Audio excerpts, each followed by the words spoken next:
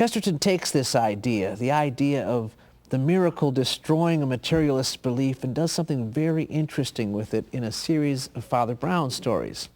We're going to take a look at one. We won't tell you which one it is, though. Here's the setup.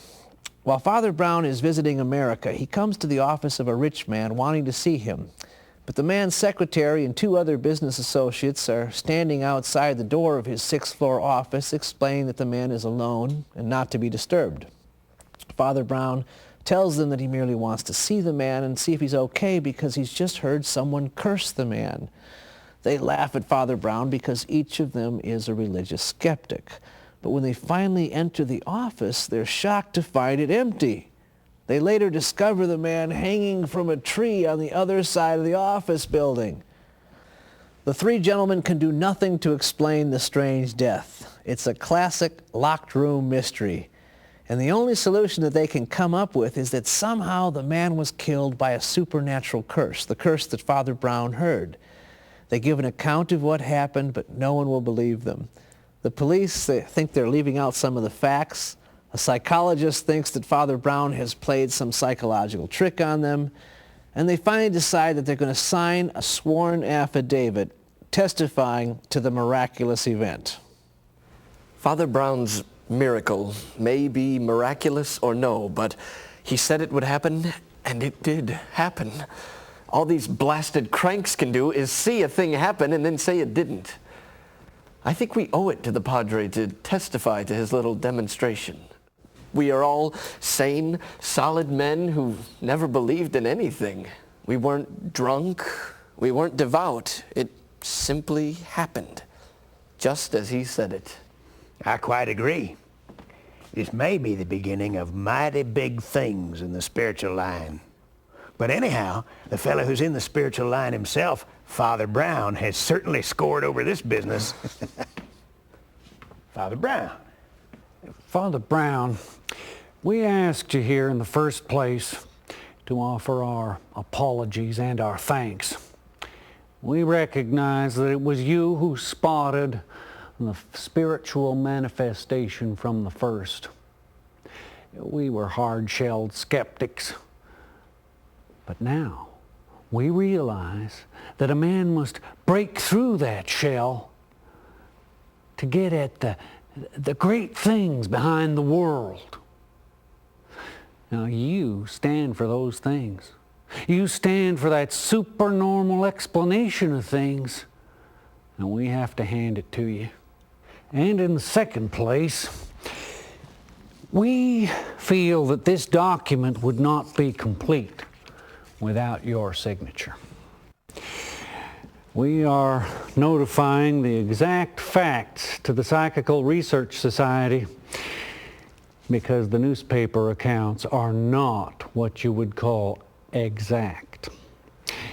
We've stated how the curse was spoken in the street, how the man was sealed in this room like a box, how the curse dissolved him straight into thin air and in some unthinkable way materialized him as a suicide on a gallows.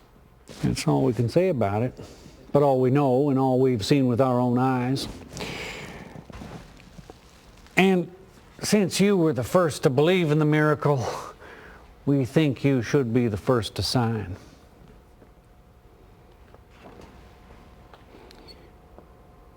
No, no, really, I don't think I should like to do that. What? You don't want to sign first? I mean, I'd rather not sign at all. You see, it doesn't quite do for a man in my position to joke about miracles. But it was you who said it was a miracle. I'm so sorry. I'm afraid there's some mistake. I don't think I ever said it was a miracle. All I said was that it might happen. You said that it couldn't happen because it would be a miracle if it did, and then it did. So you said it was a miracle. But I never said a word about miracles or magic or anything of the sort from beginning to end. But I thought you believed in miracles. Yes, I believe in miracles. I believe in man-eating tigers, but I don't see them running about everywhere. If I want any miracles, I know where to get them. I can't understand your taking this line, Father Brown. It seems so narrow. And you don't look narrow to me, though you are a parson. Don't you see that a miracle like this will knock all materialism endways? It'll just tell the whole world in big print that spiritual powers can work and do work. You'll be serving religion as no parson ever served it yet. Well, you wouldn't suggest that I serve religion by what I know to be a lie. I don't know precisely what you mean by the phrase, and to be quite candid, I'm not sure you do. Lying may be serving religion. I'm sure it's not serving God. And since you've been harping so incessantly on what I believe, wouldn't it be well to have some notion of what it is? I don't think I quite understand. I don't think you do. Brown proceeds to tell them the real solution to the mystery, which we're not going to tell you. But we can tell you that it was a perfectly natural explanation and not at all miraculous. Well, I never. By the way, don't think I blame you for jumping to preternatural conclusions.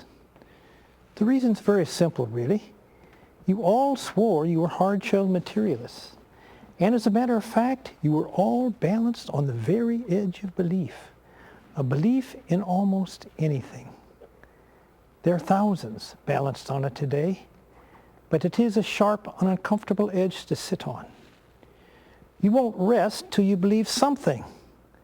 That's why you went through new religions with a tooth comb. And you quote scripture for your religion of breathing exercises. And you grumble at the very God you deny. That's where you all split. It's natural to believe in the supernatural. It never feels natural to accept only natural things. And though it only took a touch to tip you into preternaturalism about these things really were only natural things. They were not only natural, they were almost unnaturally simple.